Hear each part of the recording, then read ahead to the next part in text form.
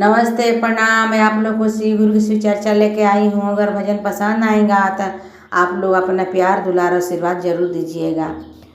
तो भंगिया के आइल खेती कइने चैत महीनावा चल ए गौरा, आरे चल ए गौरा करे भंगिया के कटनिया चल ए गौरा, करे भंगिया के कटनिया चल ए गौरा।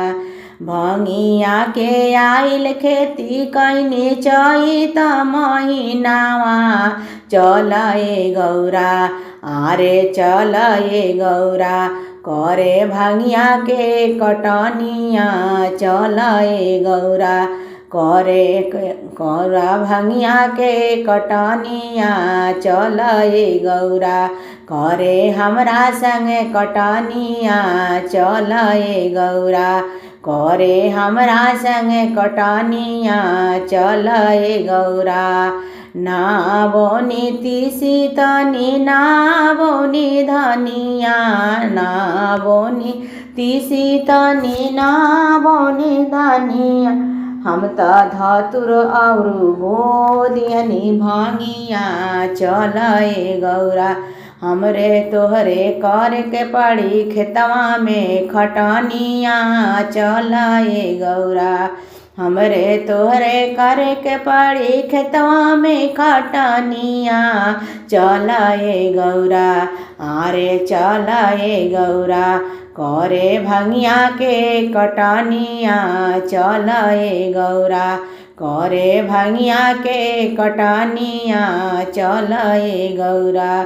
हमरे तोहरे करे के पड़ी खेतवा में खटनिया चल ए गौरा, आरे चल ए गौरा करे भंगिया के कटनिया चल ए गौरा।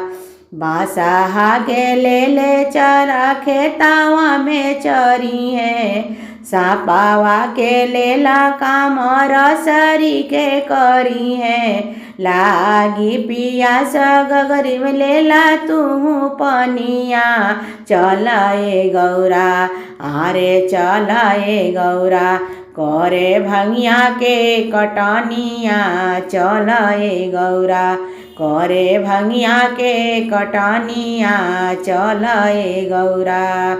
अरे बासाहा के ले चरा खेतावा में चरी है, सापावा के लेला काम रसरी के करी है, लागी पियास गगरी लेला तू पनिया चल ए गौरा, आरे चल ए गौरा करे भंगिया के कटनिया चल ए गौरा, करे हमरा संगे कटनिया चल ए गौरा, करे हमरा संगे कटनिया चल ए गौरा।